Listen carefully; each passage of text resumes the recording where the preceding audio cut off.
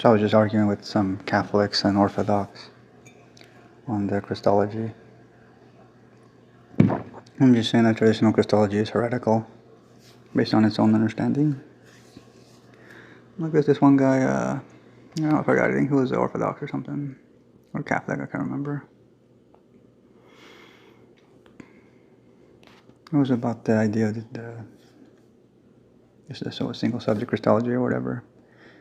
He said to me, no, it's one subject in two natures. There is no human person, but a divine person with a human nature. You are possibly conflating divine personhood with divine essence, nature, and assuming he would have to give up his divinity to become man, because you are also conflating human personhood with human nature. Personhood precedes nature because God would be reducible to nature rather than to the person of the Father, who is the monarche. And I responded to him. I told him that he's the one confusing person with nature. I say it's divine person and human nature, which are two completely different subjects. Like, how is the divine person experiencing the death of his human nature, that which is proper to human person of human nature, not the divine person of human nature? And I told him that you're confusing the person with nature. It's like he said, it says that you are possibly conflating divine personhood with divine essence and nature, and assuming he would have to give up his divinity to become man. I said, no, I never said he had to give. I never said he had to give up his divinity, right? Like, even in the kenosis, they believe that he is still God, that God became man through a kenosis. But even though that doesn't mean he became man, it means he remained God, but simultaneously becoming man, which he never did because God is one nature. Like, my main point I'm trying to articulate is that God is one nature before incarnation, and after incarnation, he's still one nature. So, but you speak of him as two, and because you say it's based on, when you speak of him as two, right, being the man, you're speaking of based on actual real human experiences, which is why I say that would be Nestorian. Because that would be improper to the divine person to experience the human nature and yet remain the divine person of human nature, remain God. So yeah, he's still being God, but he cannot be the man. This is why when like it's bizarre how they argue that he is not humanly ignorant, and that he actually still knows the day or the hour, which proves that he is not man, he is still God. And that God would never become man because he is still God, was one nature. So that's why they cannot properly be ascribing to the divine mind human ignorance. Like if the divine mind had a union with a human mind, right, or something like that, the divine mind would not experience together with the human mind the human ignorance that is only proper to human being and human property, or human nature with properties, right, which is human person.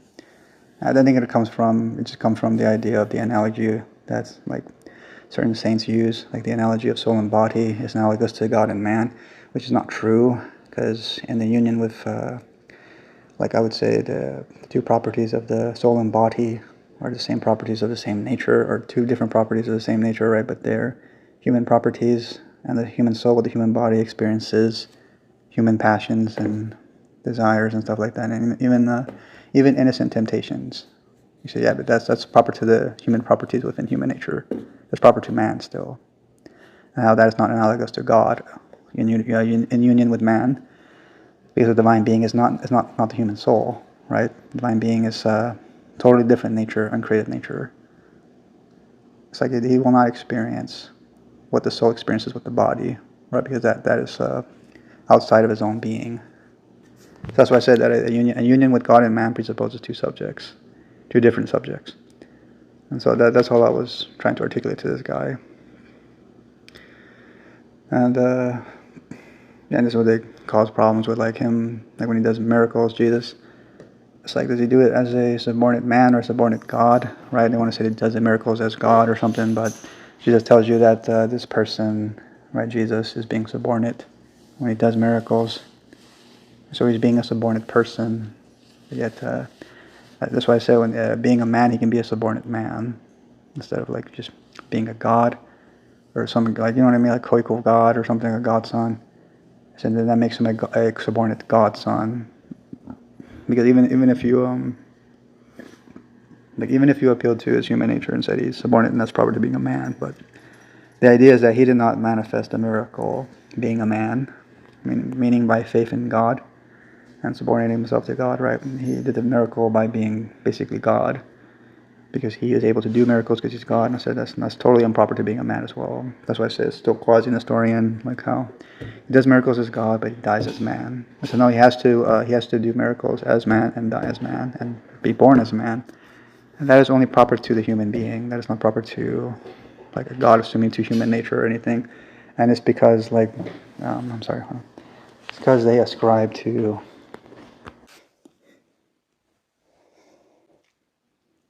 I forgot what I was going to say, but I'm sorry. Anyway, I was continuing with this person.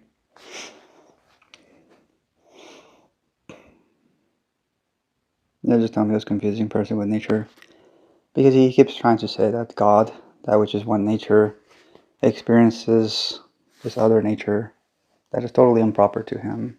Like divine impassibility, human ignorance, right? Or something like that, human impassibility. They're two different natures.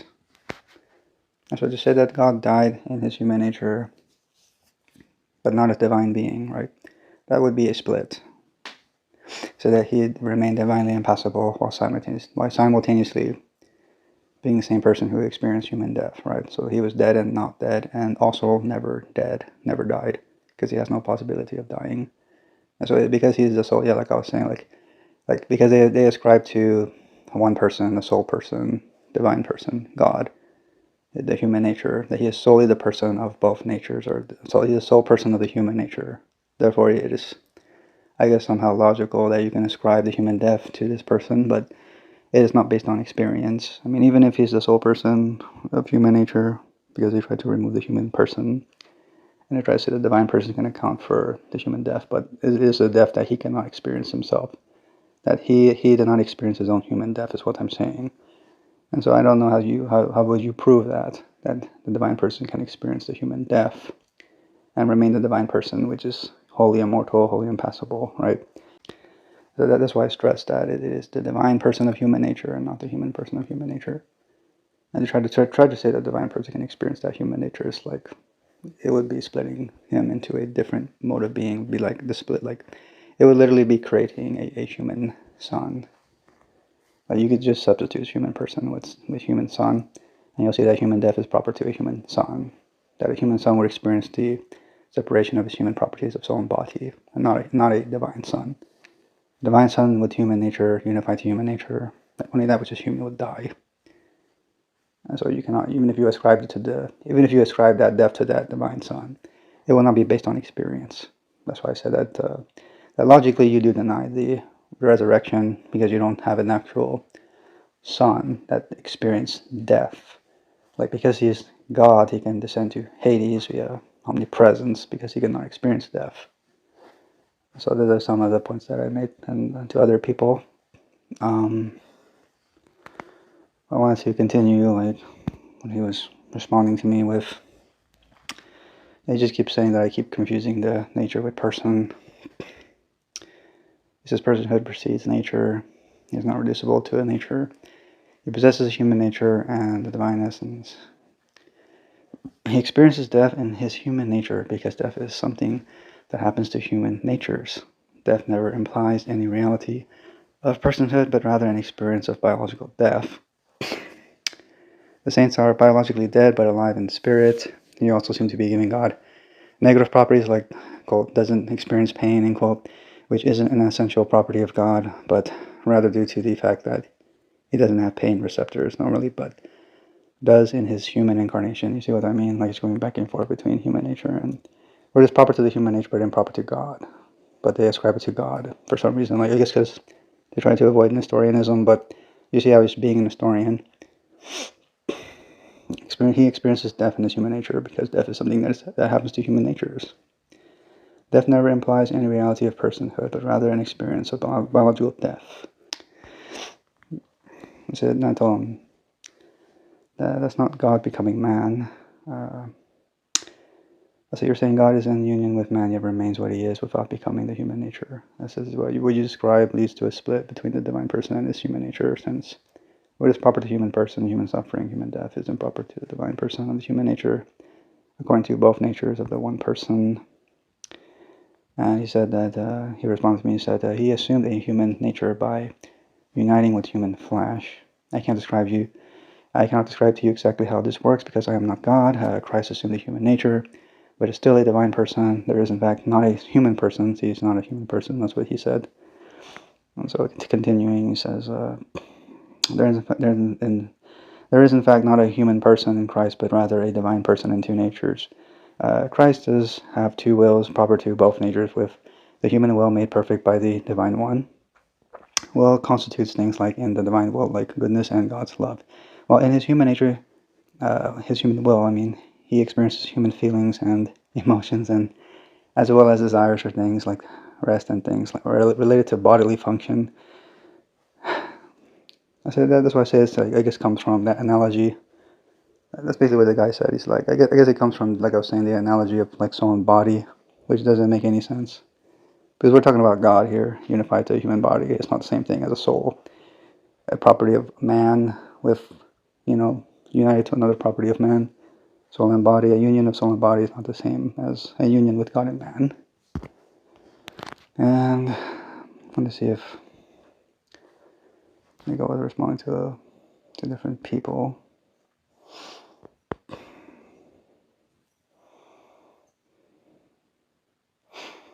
I said respond to him or respond to somebody. As I explained how God took on flesh. So far you're claiming something that God didn't do. Christ is manifested in the flesh. That is still the Spirit, the same Spirit indwelling Jesus. So explain how God, Spirit, became a human being and also remained God, and how it logically follows with the experiences of the human nature. And I guess that's what he responded me to. Like I said it backwards or so. I said, I'm not going to. Let's see.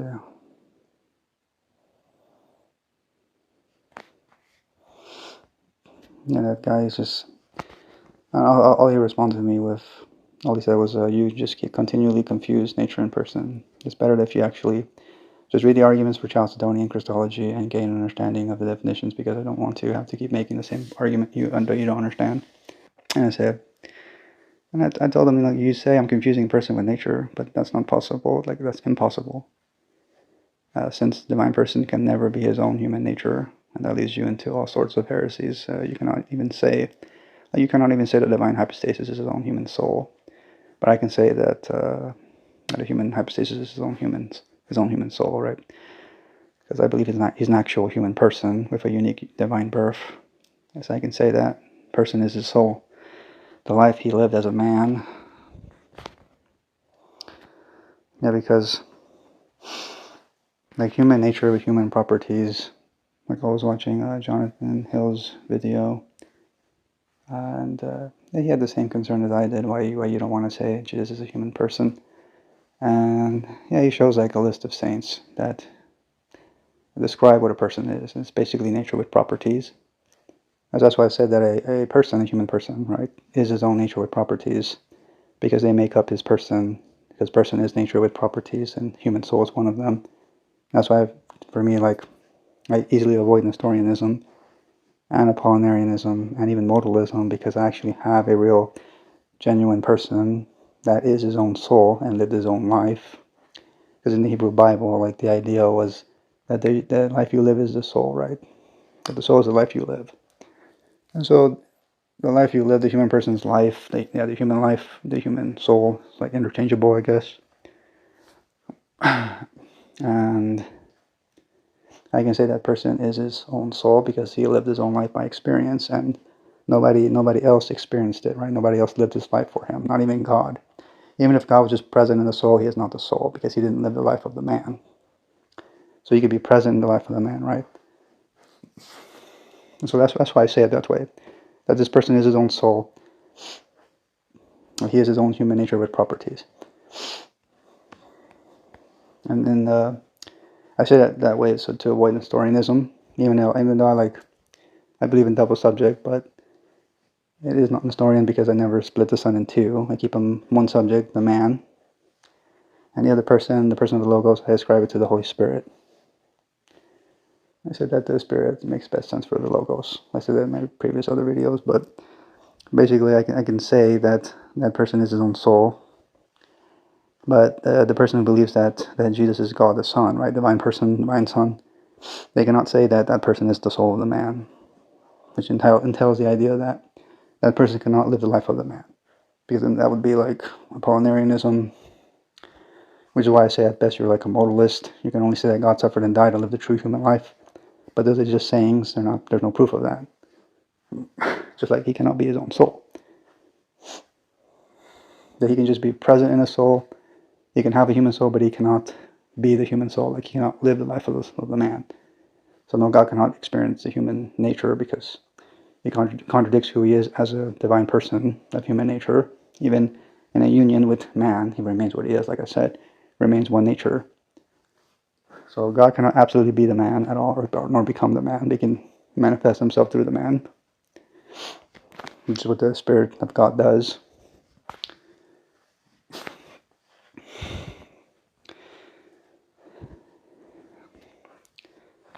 And I was arguing on Militant Thomas's channel. I think he's Roman Catholic. I think it's because of Miaphysite. It's about Miaphysitism, even though I don't believe in Miaphysitism either, because, like I said, God is one nature. So one incarnate nature of the Word is God. Like one nature incarnate would be the divine nature, and that God never ceased to be the divine, like, nature or so, with properties or so. Like he remains one nature. So I don't see how that can truly be of two natures or in two natures, or even from two natures. It's just the Miaphysite was saying, he was commenting on Militant Thomas's video, and he said bro's whole argument, like, yeah, Thomas's argument is contingent upon dual predication and distinction in nature. And Militant Thomas was just responding with, is there a problem? And that guy, he said, yeah, it shows that you don't understand the Miaphysite position at all. And Militant Thomas was just mocking him and called him a monophysite. But honestly, like, Miaphysite, I mean, you prove that it's just one nature, though. It's God. Like, I told you that saying he's of two natures, right? One incarnate nature of human and divine. But you'll see how it's just really just one nature, divine. Because he does miracles, remember? Like I tell you, like, they don't actually prove how Jesus does miracles as a man. They say he do miracles as God, but then he dies as a man. I said, but even the Monophysite agrees with that. And I said, that's kind of quasi-Nestorianism. Like, no, he has to be man. One thing. He is either begotten man of divine origin, or he is God incarnate, right? God manifested in the flesh through the man. He does not, like, you know what I mean? Those two subjects remain two subjects. Like, they are not, like, one and the same. Like, they constantly teach. It's like they're explaining it in a way that it makes it like they're talking about one and the same subject. Like when it says Christ is crucified in the Bible. I mean, Jesus tells you that God is spirit. And then I think in one of Paul's writings, it says that, that God is spirit. And I think in Paul's writing, it says, somewhere in the Bible it says, Christ is the Spirit. Or they cast out demons by the power of Christ, which is synonymous with the power of the Spirit. The Spirit of the Lord or Christ was upon Jesus, so to say. And so the being of Christ is God or Spirit, right? Now, a man, Jesus Christ, is born of that. And so the one who is crucified is Jesus, the man, the Son of God, right? Jesus Christ. Which is not to be confused with the divine being of the Spirit. Because the Father does not know death, the Son does. The Son knows death, but not the Spirit, right? And so when they say Christ knows death, or no, when it says that Christ is crucified, it doesn't presuppose Miaphysitism. Like, it presupposes double subject. So yeah, it sounds Chalcedonian, but it's not. Because I keep the two subjects distinct from each other, so that there's no confusion.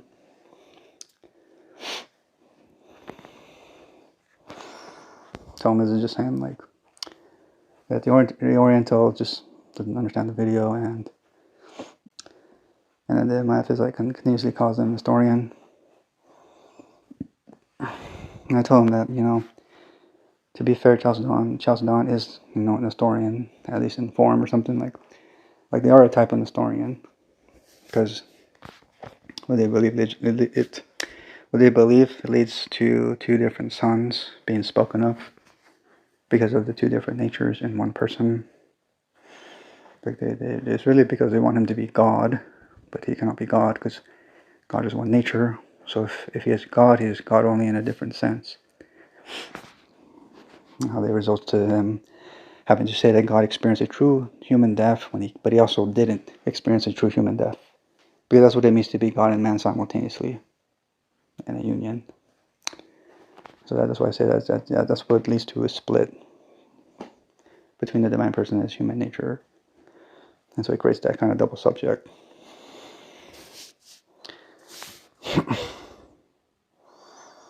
And I told him that, to be fair, Chalcedon is Nestorianism, at least a form of it. The divine person experiences the human life, which makes that person the soul of the man. In the Bible, the soul is the life that you lived. In order to keep it one subject, you have to say that person is that soul. That the problem is that it fell into Apollinarianism, that heresy. If you say the person isn't the soul, it creates a split between the divine person and his human nature, which creates Nestorianism. When Jesus descends into Hades, where is the human soul of Christ? It's the problem of God and from or of two natures, and it's absurd. And the other guy said that the soul is not the life that you live. That kind of definition would ruin everything. That's what he said. And he said that when Jesus descended into hell, it was his soul that descended into hell, not his body. However, unlike man's death, his soul and his body is still connected via the divine hypostasis of the second person. The Summa Theologica Book 3, question 50. And in response to him, I said, I'm pretty sure the Bible defines the soul as being the life of the human being. So is Jesus divine person hypostasis, right? Is his own soul that descends to Hades, yes or no? Yeah, is he his own soul, right? Jesus is divine hypostasis. Because they believe him to be like God Jesus, right? God the Logos Jesus, or God the Son. They say, okay, but is this person his own soul? Like, as in the Hebrew Bible, like that is the theme, like I said. That is the idea. That this person lived this human life, therefore he has a human soul, but it's based on experience. That's why you can say that that person is his own soul, so to say, or it's a property of his nature, which is the summation of his person, which is nature with properties, right? Human nature with human properties. And he asked me, like, what even does, quote, life lived mean, end quote. He asked me that the soul is part of the human nature. You are trying to substitute soul for hypostasis. And I told them, I'm saying who experienced the life of the soul is the person of that soul, and is that soul. If you want to keep the person and human nature the same subject, then you have to say that person is that soul, like you would say the human person, his human nature with properties are one subject, man. And I told him you can't do that with the divine hypostasis, nor can you split the person from his human nature as if they're two different subjects, which is also error. And I don't think, I guess, because I'm still waiting on a response from him. I don't think he responded, though.